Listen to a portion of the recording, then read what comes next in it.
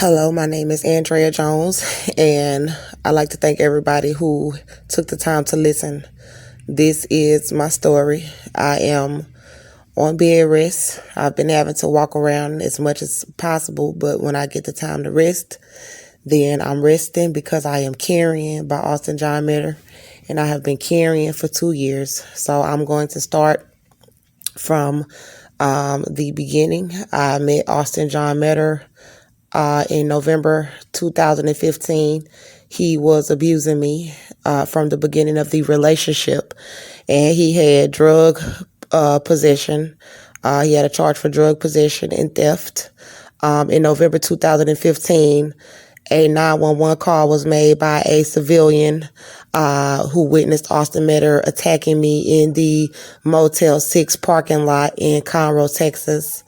There was a 2-year protective order given to his mother, Cynthia O'Vera, after she called 911 when Austin Meador attacks her in her home, and he pulled a butcher knife on Cynthia O'Vera and chased her into her office, and she called 911, and they issued a 2-year protective order banning him from coming onto her property in Magnolia, Texas. Then a 911 call was made that same day by Cynthia O'Vera's husband's, Joseph O'Vera's sister, at their mother's house in Magnolia, Texas, because Austin Meador had assaulted me outside of his grandmother's home, and his aunt called the Magnolia Police Department, and they showed up as to why he was assaulting me in front of their home. Then there was a 911 call made not too long after that, in the month of November 2015, by a white female civilian who had come by the motel room at the Econo Lodge in Conroe, Texas, and Austin John Meador was attacking me inside of the motel room, and she called 911. There was another 911 call made on Fraser Street in the month of December, between the month of November 2015 and December 2015, from a civilian witnessing Austin Meador attacking me on Fraser Street. There was another 911 call from another civilian on North Fraser Street witnessing Austin Meador attacking me, and he had been attacking me by the Family Dollar, and while I was trying to get away, he was dragging me by my feet. There was a temporary protective order issued to me at 230 Avenue G, where we had moved in together. Austin Meador and I had gotten a 1-bedroom studio apartment in Conroe, Texas, and not long after we moved in, like a day or two, we moved in December 18th, 2015, and he was arrested December 20th. We moved in December 20th, 2015. We moved in December 18th, 2015, and on December 20th, 2015, Austin Meador was arrested after a next door neighbor, Mr. Chuck, called 911 because Austin Meador was assaulting me in our apartment, and he was charged with assault family violence, and he was taken to the Montgomery County Jail, where he served 42 days. Austin Meador assaulted a guard in the Montgomery County Jail while he was incarcerated for the assault family violence charge, and he was charged on top of that with assault on a public servant. So they dropped the assault family violence charge because I did not press charges, and they charged him with assault on a public servant. Then they released him on a 2-year felony probation for assault on a public servant. He was released February he was released February 4th, 2016 from the assault family violence charge, but he was released on a 2-year felony probation for assaults on a public servant. There was a 911 call made by a civilian after he was released for assault on a public servant and placed on a 2-year felony probation. And he had attacked me in the Dollar General parking lot, and I was pregnant by him at this point. So from the Montgomery County Jail, he was ordered to go to Tri-County to be sent to a doctor to be prescribed medication for mental disorders and for extreme drug addiction. By the end of February 2016, Austin Meador was acting violently and erratically again, and the landlord at 230 Avenue G, Maria, called 911. Austin Meador tried to rape me, and he was pulling out knives in the kitchen, and he started making threats of suicide. The Conroe police heard a recording of the incident, and they charged Austin John Meador with Class C rape. He was released after a fine was paid, and he continued to harass me on my way to work, and he came up to my job being violent with me. He was charged again with a probation violation, and a warrant was issued.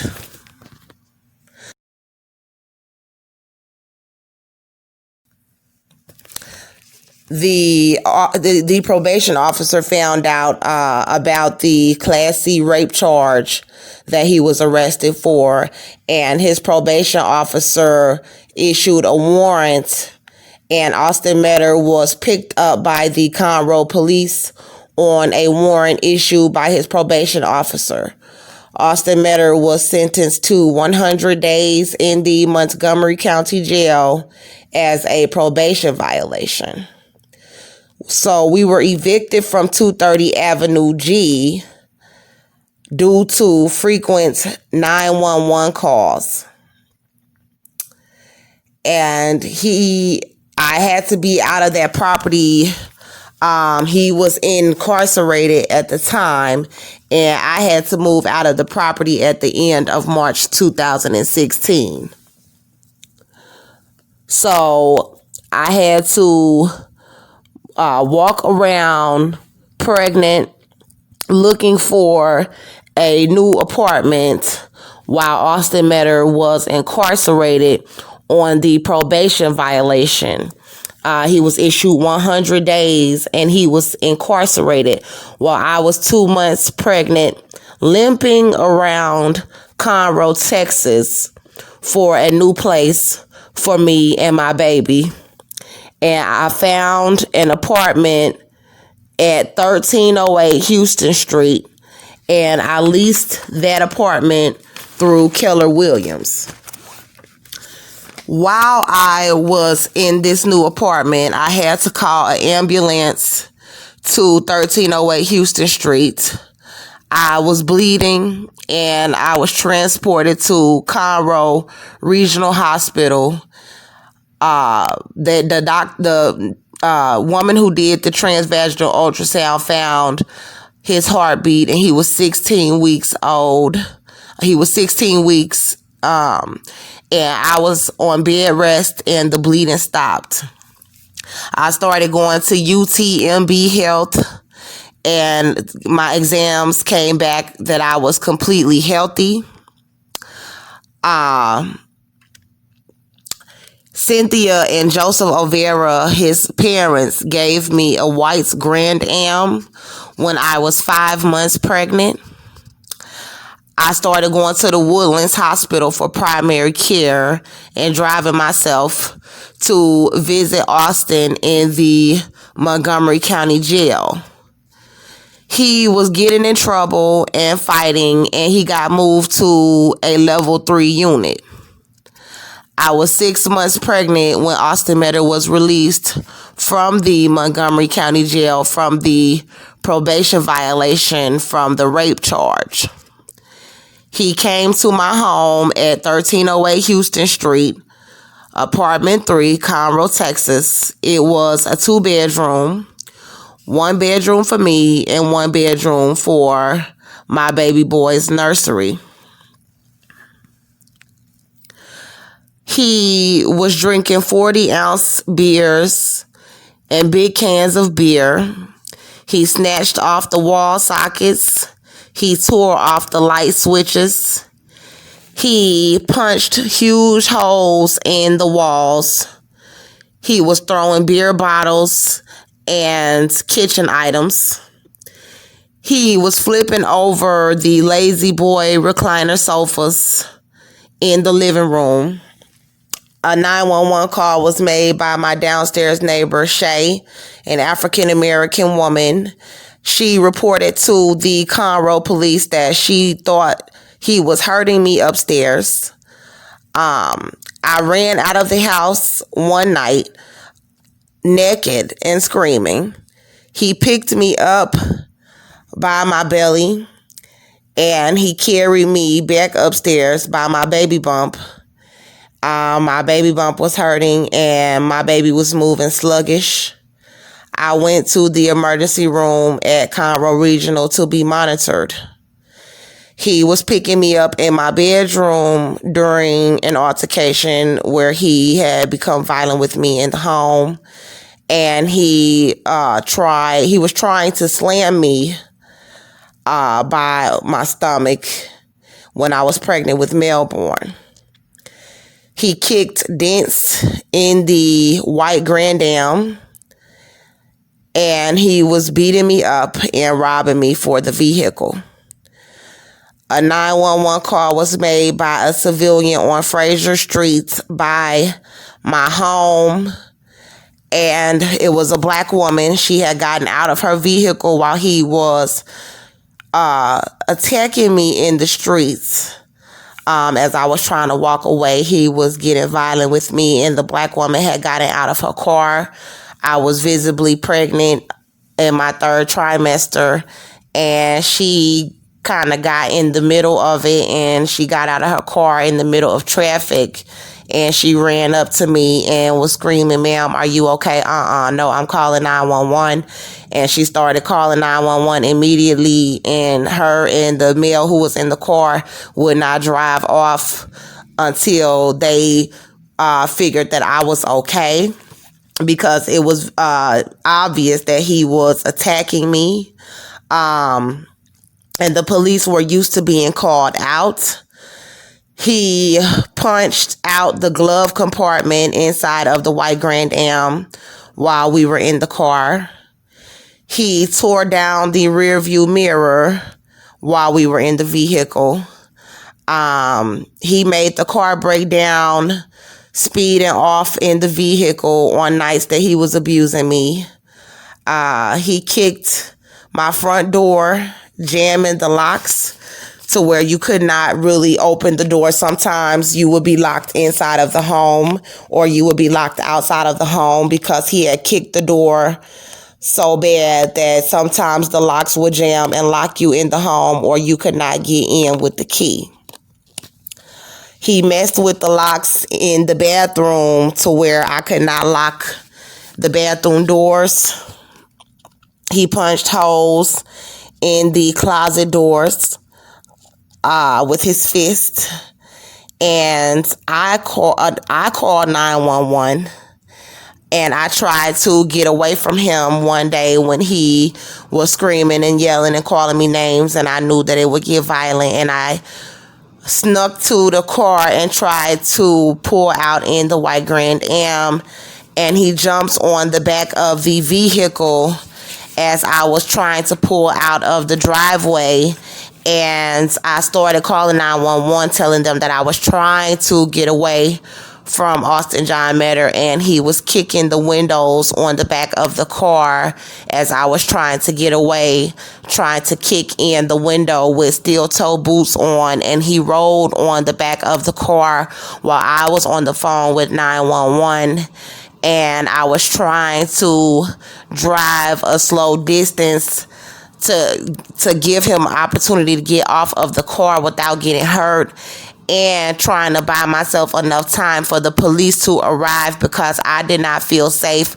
stopping the vehicle or, having any physical contact with him until the police arrived.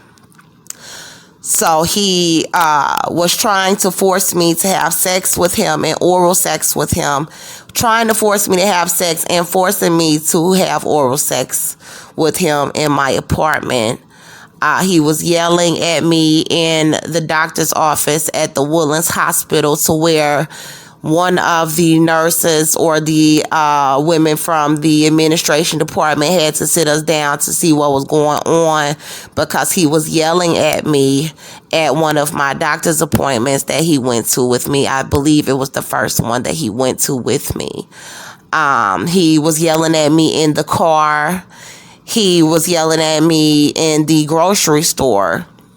And he was cheating on me with white women and refusing to leave my home. 911 call was made by a check cash manager because he assaulted me inside of the store while I was still pregnant with Melbourne, and he refused to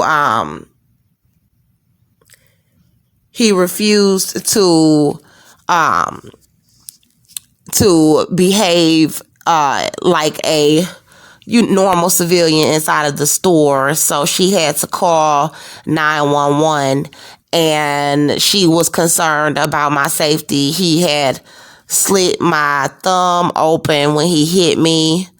I believe I may have tried to block the hit, and we stepped outside the store and spoke with the Conroe Police Department.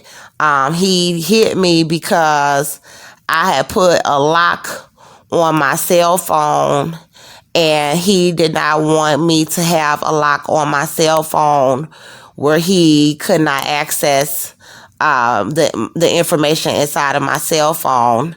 So he hit me inside of the Ace check cashing store. He continued to abuse me in my home at 1308 Houston Street, apartment 3, Conroe, Texas, 77301. And he put me in the hospital 2 times. I had to go to the Woodlands Hospital and to Conroe Regional Hospital to be monitored. I did not know if my baby was alive. Andrew Jones, my dad, he signed my birth certificate, and he came to live with me because he was homeless a little before I gave birth to Melbourne. And he saw that Austin was abusing me in my home. Austin Meador was abusing me in front of Andrew Jones. And one day Andrew had to fight him. And the only thing that I had to protect myself was a small pocket knife. I was very huge. I was about to give birth. I was actually in the stages of labor, but not ready to be admitted into the hospital yet. And he had stayed out drinking, and he had gotten drunk and came back to my apartment, and he started to attack me while I was in labor in my home. And Andrew jumped in, and he was paralyzed on the one side of his body because Andrew has suffered from many strokes, and he was only able to defend me with the other side of his body, and he almost had a stroke trying to defend me from Austin Meador.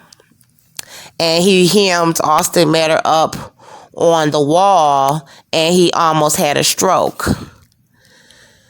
So when I was at the Woodlands Hospital in the labor and delivery unit, Austin Meador attempted to attack me in the labor and delivery unit, and two of the white female nurses came into the labor and delivery unit, and they tried to calm him down and tell him that he could not behave like that, that he needed to calm himself down. And he started to flip the medical equipment onto the white female nurses, and they ran to get a white male security guard.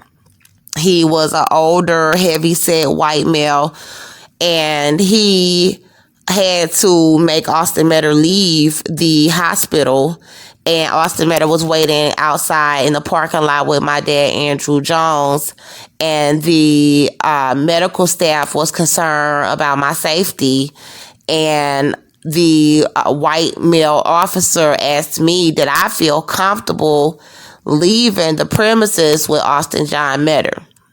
I was so used to being abused, I didn't really know what to do. So I just left because my dad was there, and he had driven us in his Mercedes-Benz to the hospital, and we rode back with him. And I had gotten a notification from the staff at the Woodlands Hospital that Austin Meador could not attend the birth of our son because of his behavior in the hospital. They were saying that because he was violent, that he could not be at the birth. And I was getting ready to give birth. So Austin Meador told me that he would not allow me to give birth at the Woodlands Hospital because he could not be there for the birth of our son. And I almost had to have my baby in the parking lot. I was in labor in the parking lot at Conroe Regional Hospital, and I had already spoken to the staff to see if I could give birth there, and they didn't really know what was going on, but they said that they would allow me to. But when I came, it was a big issue about whether or not they would allow me to give birth there. And I was afraid to tell them why he had been banned from the Woodlands Hospital, because I was afraid they would not allow him to be there, and that would make it harder for me to find somewhere to give birth. So I was in labor in the parking lot and in the emergency room at Conroe Regional until the emergency staff in the emergency room at Conroe Regional forced them to let me come to the labor and delivery unit to deliver my baby. And when Melbourne was born, he almost died. He could not breathe. When I gave birth to Melbourne, October 2016, he came out with a very low Abduction score. I believe that's what they call it, of 1. And they had to bring him to the NICU. When I brought my son home at 1308 Houston Street, apartment 3 in Conroe, Texas, Austin Meador was continuing to attack me. He was attacking me and attempting to abuse my newborn. He was punching me in my breast after I gave birth to my baby. And he tried to flip him out of his stroller. He was throwing objects at him. He was kicking holes in the walls, stealing my debit card and my vehicle. He was punching holes all over the walls, all in the walls. There were probably up to about 10 to 15 holes punched and kicked in the walls of my 2-bedroom apartment. He was kicking the back door with my newborn in the back seat. And he was trying to punch the window and break the window with my newborn in the back seat. He was vandalizing my home and ransacking my home, and I had to get out of the home. And he was getting racist and homosexual men and jealous black girls and black guys to try to gang up on me in my home. He was using methamphetamine, and he was always drunk. He was throwing beer bottles, and I had to go to a nearby convenience store and call 911 as he was ransacking my home. And my father, Andrew Jones, also had to leave the home. He was tearing down the blinds and ripping through everything. There were clothes everywhere. And he was arrested from my apartment at 1308 Houston Street when my son was 6 weeks old on December 20th, 2016. And they charged him with a probation violation because he was still on the 2-year felony probation for assault on a public servant from when he had assaulted the guard while he was incarcerated for assault family violence from when he assaulted me in our 1-bedroom home at 230 Avenue G. So I asked Andrew Jones to leave so that I could raise Melbourne in a healthy environment. I just needed it to be me and him so that I could recover and so that I could bond with my son and raise him right. And he had his nursery and I had my own room. And it was just me and Melbourne Halo Meador. Austin Meador was in TDCJ serving a 2-year sentence for assault on a public servant. So he was out of the home now, and it was just me and Melbourne. Melbourne was 6 weeks old when he went to TDCJ, and it was just me and my son, who was 6 weeks old, at 1308 Houston Street, apartment 3, 2016. And there was no one else in the home with us.